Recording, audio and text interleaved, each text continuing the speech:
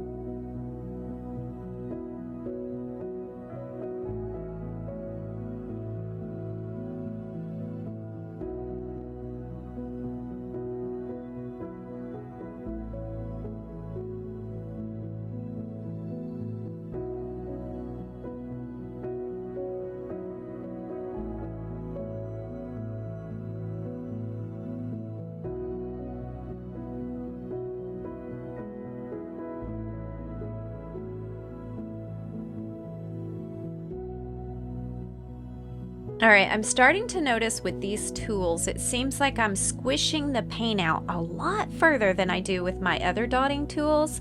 So if you're following along and you're using another dotting tool, you might want to pick a size or two smaller than what I'm showing you on the screen. I'm pretty sure that's my fault and that I just need to either like use less paint or less force or find some sort of consistency with these new tools. But it is what it is today, and I tend to be really squishing those out a couple of sizes bigger. So if you're trying to follow along and your shapes are not as big as mine, that's probably why.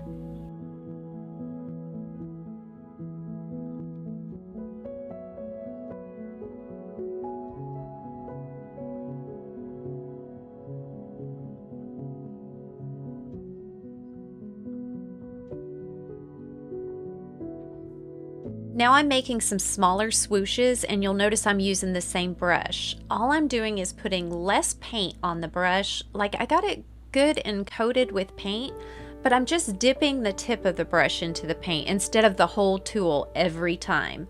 And I'm using, when I press down on the canvas, I'm using less force than I did with the larger. So it's kind of like the harder you push the bristles down and the more paint you put on the brush, the bigger the swoosher petal is going to be. And the less paint and the less force, obviously, the smaller the petal. So I'm going for smaller ones now, so I'm using a little less paint. I hope that explains it.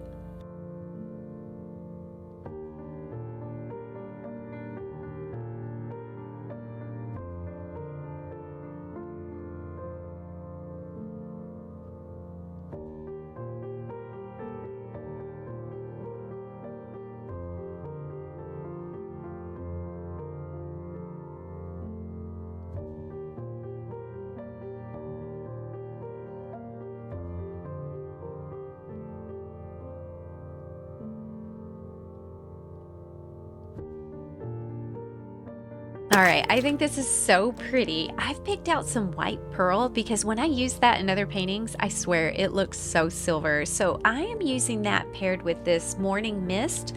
I'm gonna top dot the center with it, and I'm gonna hope it turns out well. I'm gonna clean up this dot with my fine line brush. I know I just need some practice with these new tools.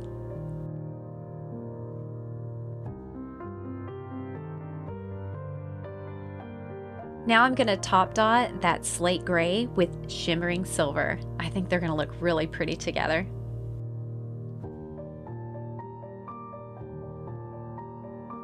And of course, I'm gonna top dot zinc with the zinc. I mean, it made sense, right?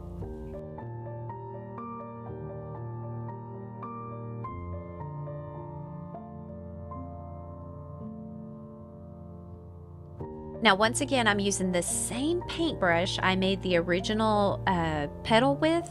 I'm using the exact same paintbrush to top dot it with, or top petal it with. I don't know what the proper way to say that is. Anyway, I'm just using less paint to make it smaller and less force. I'm not applying very much pressure to these at all.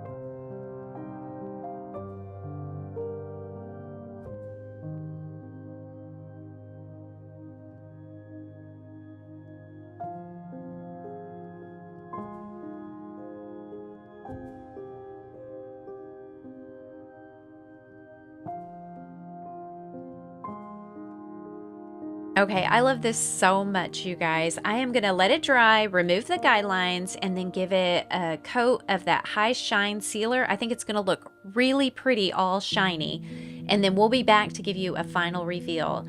Here is a full recap of all the supplies I've used in this video. I'll leave a link down in the description so that you can find everything you need to paint along with me. All right, while you guys get what you need, I'm going to get ready for that final reveal.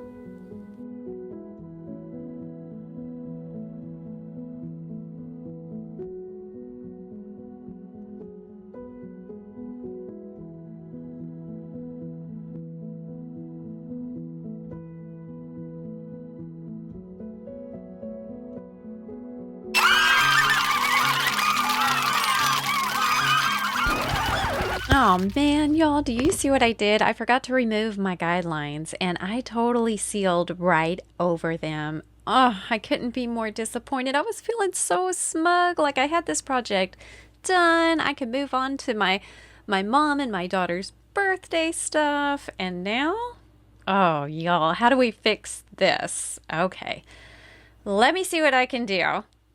Now, I know it's really hard for you guys to see those guidelines because I've got this really high shine seal on here, but they are totally there. And it's also going to be hard for you to see what I'm doing because of the glare from that finish. So I am going to try really hard to zoom in and show you the pencil marks. I'm having trouble seeing it myself, but only thing I could think to do is maybe dot over it, put little tiny dots, maybe some little tiny swooshes, I don't know, but we're gonna have to cover them up because there is no removing them.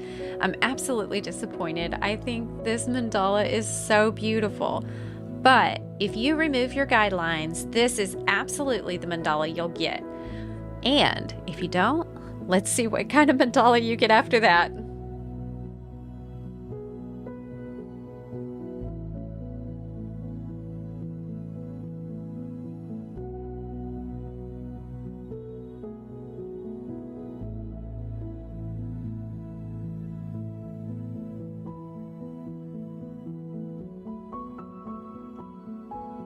All right, these tiny little dots are definitely covering the guidelines, but it's almost like the guidelines are still there, just in dot form. I'm gonna go ahead and finish these out, but I wanna get a little more creative with the rest of the guidelines that are showing. Okay, I have this guideline here left over from one of the rings. It's kind of going swoosh to swoosh. I don't want to put a big dot in there, so I'm thinking maybe just some miniature swooshes. It'll kind of look like that cluster I have at the very end of the mandala. My only problem is they're going to have to be some really tiny swooshes. So I'm just going to put a very little bit of paint on my brush and I am going to go with it.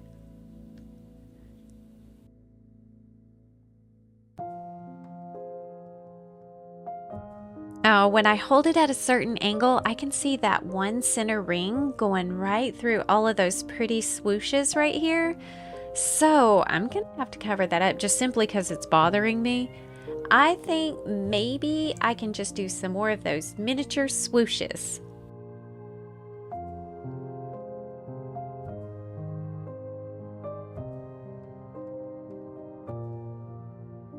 Okay, that looks pretty good. I only see one more piece of those guidelines right here, and I think just a dot there will be just fine.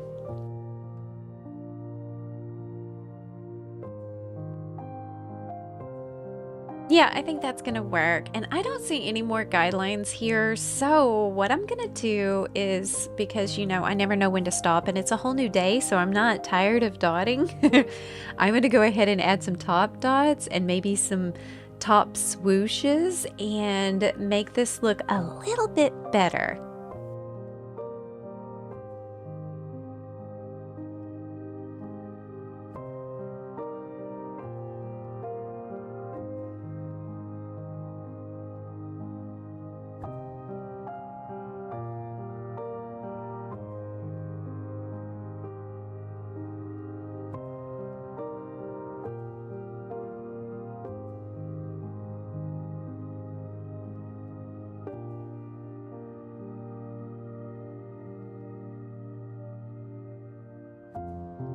Now I'm gonna let this completely dry. I don't have any guidelines to remove, so I'm gonna go ahead and seal it one more time, and I'll show you the final reveal.